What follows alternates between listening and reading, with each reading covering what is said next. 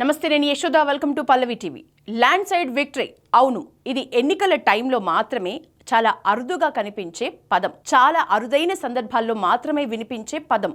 ఎన్నికల్లో ఓటర్లంతా గంపగుత్తగా ఒకవైపే నిలబడితే, ఒక పార్టీకి గాని కూటమికి గాని అండగా నిలిస్తే అదొక అద్భుతంగా వర్ణిస్తారు. బీహార్ 2025 అసెంబ్లీ ఎన్నికల్లో అలాంటి వండర్ని క్రియేట్ చేసింది ఎన్డీఏ కూటమి.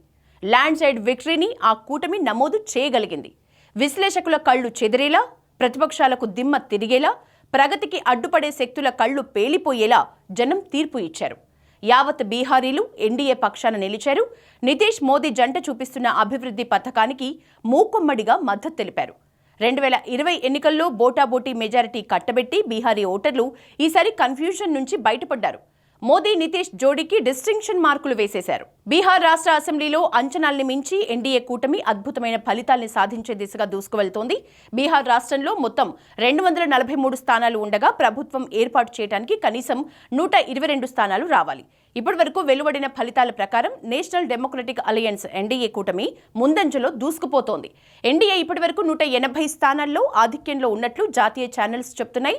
అధికారాన్ని దక్కించుకునేందుకు కావాల్సిన మ్యాజిక్ ఫిగర్ 122 ఇప్పటికే ఎన్డీఏ అధిగమించింది. అటు బీజేపీ, ఇటు జేడీయూ అభ్యర్థులు చెరో 80కి పైగా స్థానాల్లో లీడ్లో కొనసాగుతున్నారు. బీహార్లో కొత్త చరిత్ర ఖాయమైంది. కాషాయ జెండా మరోసారి రెపరెపలాడబోతోంది. దీంతో భారతీయ జనతా పార్టీ క్యాడర్లో జోరు మిన్నంటుతోంది. బీజేపీ కార్యకర్తలు స్వీట్లు పంచుకుంటూ బాణాసంచ కాల్చుతూ సంబరాలు చేసుకుంటున్నారు. మరోవైపు విపక్ష మహాగఠబంధన్ చతికిల పడిపోయింది. 50 నుంచి 60 స్థానాల్లోపే ఆ పార్టీ పరిమితమయ్యే అవకాశాలు కనిపిస్తున్నాయి. గతంలో 114 సీట్లు దక్కించుకున్న ప్రతిపక్ష కూటమి ఈసారి సగం సీట్లను కోల్పోయే పరిస్థితి ఏర్పడింది.